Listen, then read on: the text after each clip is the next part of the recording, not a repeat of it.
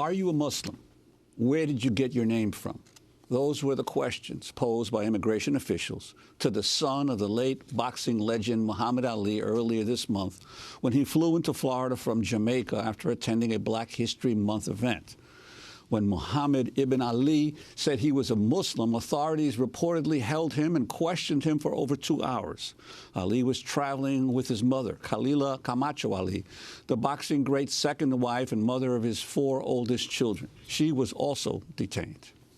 The incident occurred on February 7th, days after Trump signed the executive order banning people from 7 majority Muslim countries. For more, we're joined here in New York by Muhammad ibn Ali and his mother, Khalila Camacho Ali, and their attorney, Chris Mancini. We welcome you all to Democracy Now! You know, I just went to Montego Bay also last week. Really? I flew in back to the United States, and no one asked me about my religion. Muhammad Ali Jr., or Muhammad ibn Ali, can you tell us what happened to you when you flew in from Montego Bay on February 7th? Yeah, we was all headed to baggage claim, and immigration pulled me aside and asked me a series of questions. The first question they asked me was, what's my name? The second question was, where did I get my name from? And the third question was, what religion are you? And so I answered, my name is Muhammad ibn Ali. And I said, I got my name from my mother and father. They raised me. They gave me the names Muhammad Ali from birth. And I said, I'm Muslim. Obviously, I think they didn't believe me, so they took me into another room, the room in the back, and asked me the same series of questions. And so it really struck me as a surprise, shock, and awe because I'm an American citizen. So I don't see why he even stopped me in the first place. But what did he keep asking you there? What did he keep asking you in the second room? Oh, they asked me the same questions as he pulled me aside. What's my name? Where did I get my name from? And what was my religion? And Khalila Camacho Ali, you were both separated, right? Well, you'd come in together. What happened to you? We all came in together. We was in wheelchairs because I can't stand on my legs. I don't he either. So it was like I said, we're together. That's my son over there. Keep him here with us because we're in a group. And they just ignored it and rolled him out. And I says, where is he going? You taking my son? He says, he'll meet you on the other side. I didn't understand what was that about. And they said, and then so they told me to go around and go in another room. And I was going, why are they separating us? That's what sent the red flag. Obviously, something was in place. Whether they had a ban going or not, something was already in place for this action. So they asked me the same thing. What did they ask your you? name? He says, well, we know you're Muhammad Ali's wife. Okay. Well, where do you live? And what is your religion? And I says, my religion? Are you kidding me? I said, that's a personal question. I said, is my papers in order? They said, what is your religion? I said, okay, I'll comply. And I said, I'm a Muslim. I totally was freaking out. I go, what's going on? I didn't understand. I says, my papers on. We just want to ask you a few questions, that's all. You know, I mean, they were very kind, but they never said why they asked me a question. Now, apparently, since then, they have said that they weren't stopping you because of your religion, Muhammad. Do you believe that? No, because if you didn't stop me because of my religion, why would you ask me what is my religion? And they didn't explain why they were. Were you in that room with other people as well, or were you just being questioned by yourself? There was other people in the room that was being questioned, but I was the only one actually Muslim and black in the room. So, has this ever happened to you? This is the first time. Has this happened? And I've been to England, Manchester, England, a year ago, and nobody approached me or asked me any question like that. And Khalila Camacho? Well, I just came back from Paris, France, 2 weeks earlier. But I was alone, and they didn't bother me at all. But when I had my son with me, it totally changed. And Chris Mancini, your reaction when you were contacted and heard about this, and have you had any exchange with the immigration officials since then? Well, we're thinking about trying to waive her privacy rights and demanding an explanation from the Customs Service, and B, an apology.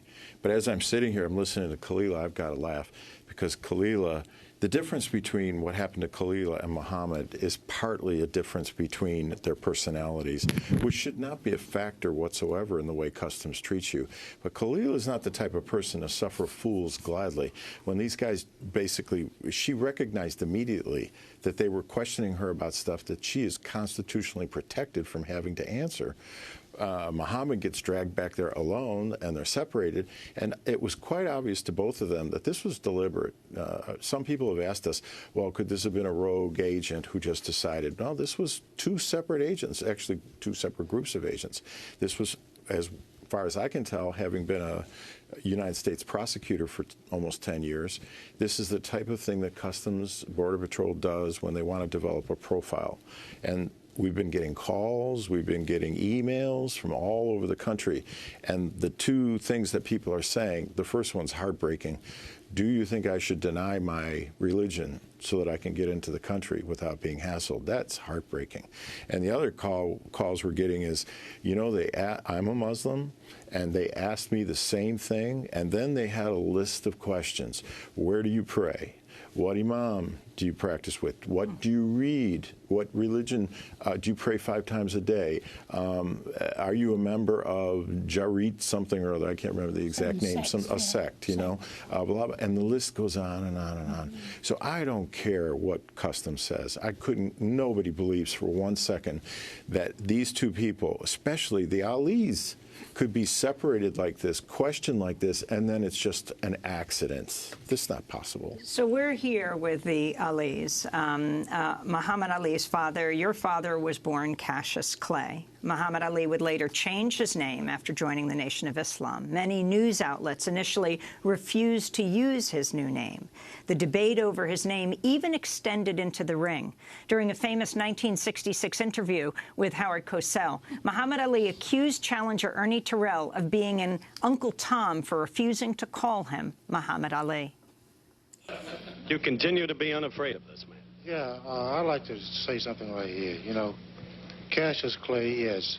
Why do you want to say Cassius Clay when Howard Cosell and everybody is calling you Muhammad Ali? Then why you got to be the one of all people whose color to keep saying Cassius Clay?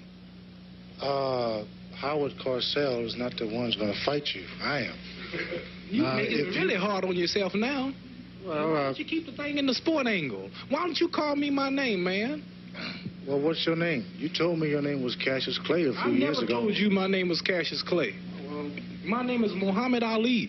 You just acting just like an old During that fight, Muhammad Ali repeatedly tormented Ernie Terrell by screaming, "What's my name? What's my name?" I'm wondering, Muhammad ibn Ali, which means Muhammad, son of Ali. Muhammad, what do you think your father would say at the airport in Fort Lauderdale, Hollywood, if he were stopped as you were? I'm a Muslim. That's my religion. My name is no longer Cassius Clay. You ask another thing is my religious belief. And do you know at what point they understood that you were the son of an American icon, of someone who's revered throughout the world? Well, yeah. Did you tell them? Yeah. Yes, I actually told them my father is Muhammad Ali, but it didn't speed up the process. I think it made things a lot worse. Well, you know, I had pictures of me and Muhammad at the airport because there were travelers asking for autographs, and I said, "See, this is me," and it kind of cooled off, but still, they detained me anyway, and it's just. Are you planning to sue? We plan to take some type of action. I don't know if we're going to sue yet or not, but it's still in the air. Can I throw in a comment on that? Yes, Chris. Yeah, first of all, don't you miss Muhammad Ali? Don't you? I miss him. But the Alis have become the focus. We're getting calls, as I said, from all forms of Muslim organizations, all forms of support groups. And I believe, although they didn't ask for this fight, they took on the wrong people. And I think they're going to become the focus and a rallying point for this struggle. Now, as far as a lawsuit, we're working towards that. Obviously, we're trying to get everybody who is similarly profiled to contact us or to contact an organization that we can work with. And if anything, Muhammad fought for respect. That's right. And so is his wife and his son. We have to carry on the legacy. And we have to help others, because other people who are immigrants that have a problem, they don't have a voice. And we have to stand there and be a voice for them. Well, just to think about the Muslims that's citizens in the United States, they go make their Hajj, like we have to do every once in a lifetime. You know, it's a practice that we do.